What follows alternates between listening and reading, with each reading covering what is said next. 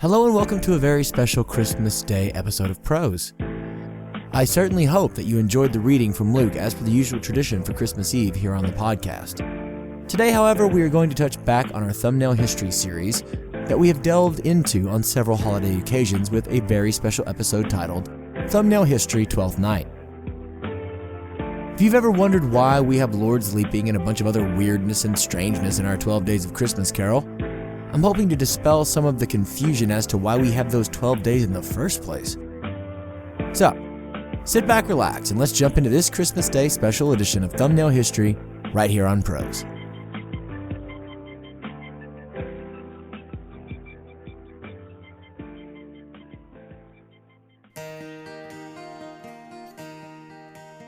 On the first day of Christmas, my true love gave to me a partridge in a pear tree.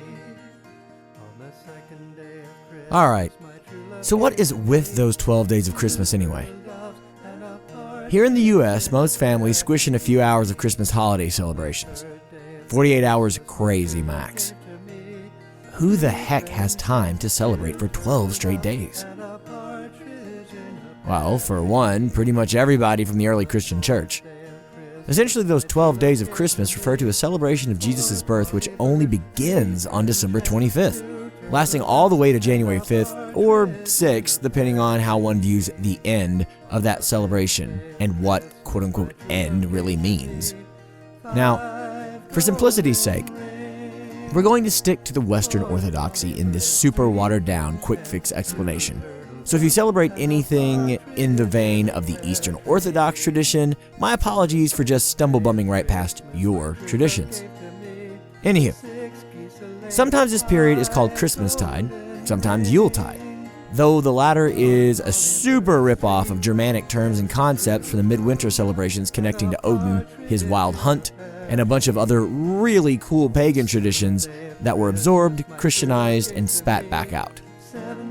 By the way, you should totally go check out some of the bits and bobs of how that all coalesces, especially in regards to Santa Claus and some of our more modern traditions. Cool stuff, man. Right, so back to the point. Each of those 12 days is meant to be a celebration of something different. Day 1, December 25th, is a celebration of the birth of Jesus. Day 2, December 26th, is meant to be a commemoration of the Christian martyr and Saint Stephen. Day 3, December 27th, is in memory of St. John the Apostle. Day 4, December 28th, is the Feast of the Holy Innocents, where one is to remember the baby boys that King Herod the Great killed in an attempt to off Jesus as a kiddo. Day 5 is December 29th and takes us to Canterbury and is meant to honor St. Thomas Becket. Day 6, December 30th, is for St. Egwin of Worcester. Day 7, December 31st, is rather complicated and complex, but for our limited purposes, let's just say that New Year's Eve counts as what's being celebrated. Day 8, January 1st, is the big day for Mary, the mother of Jesus. Day 9, January 2nd, is for St. Basil, aka Basil, the Great, and St. Gregory Nazianzen. Anyway, you get the point. Day 10, January 3rd, holds the Feast of the Holy Name of Jesus to mark Jesus' official naming in the Jewish temple. That one's disputed too, by the way. Day 11, January 4th, is a bit murkier, and I'm quite confused as to what is up with that. There's a bunch of weird stuff about American saints and martyrs, but that can't be right, because that post-states what we're talking about. So, any listeners that care to educate us all on that, give me a shout. I'll put in an update. The 12th day of those 12 days, January 5th, is Epiphany Eve, or the Feast of the Three Kings, where Jesus' baptism and or the Three Magi are celebrated. So, even all those dates and celebrations are contested within the Western Orthodoxy itself, and they can often differ from country to country, or even parish to parish, etc. ad infinitum. It's really weird and funky.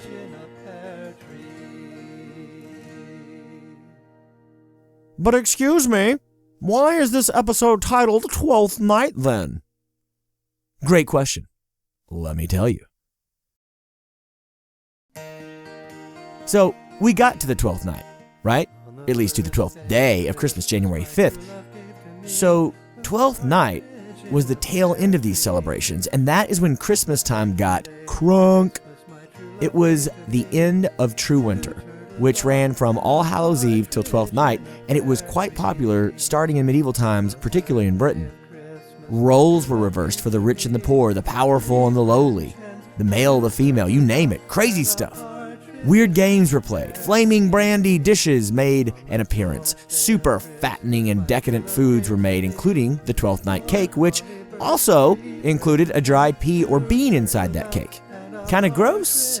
Maybe, but whoever found that bean and or dried pea, they got to be the lord or the lady of misrule for the rest of this throwdown.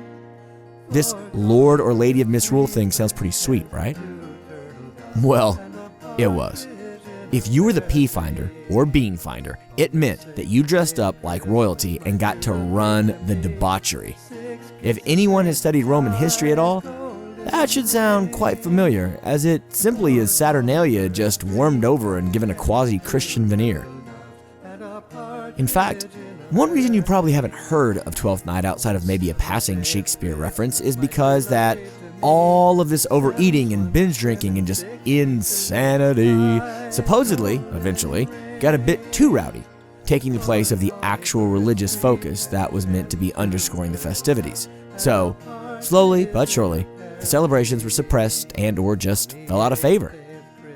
Which is too bad, as the raucous, rambunctious ramblings of a Twelfth Night party sound pretty sweet, and for many that have stressful times in the holidays, it sounds just like what the doctor ordered to get over the rigors of Christmas itself.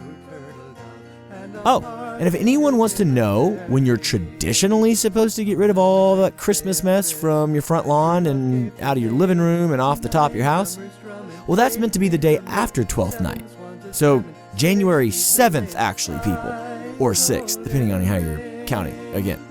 So let's get it together, eh? Though, I guess you could follow an even older tradition where you keep it all up until Candlemas. But that would extend your Christmasing until February 2nd, and well, I just don't know if we can handle that. Yeesh. I hope you'll consider extending your Christmas this year to include those 12 days and maybe even 12th Night itself. I know I'm considering it, but that'll do for this newest entry into our thumbnail history series. For those that celebrate, Merry Christmas. For those that don't, enjoy your day all the same. I hear there are some pretty rockin' movies out, The backing track you've heard throughout this is Roger McGuinn's The 12 Days of Christmas from his Folk Den project, which you should definitely check out. It's such a cool concept where he is trying to catalog and save a lot of folk music traditions. The track itself was accessed from the Free Music Archive and is being used under an Attribution, Non-Commercial, No Derivative Works 3.0 US license. As always, thanks for listening to Prose, and you know what? A double special thank you for joining me on this holiday. It's a real special one for me and my family, and I can't tell you how much it means that you join me for it. Anyway, Merry Christmas, and see you next time.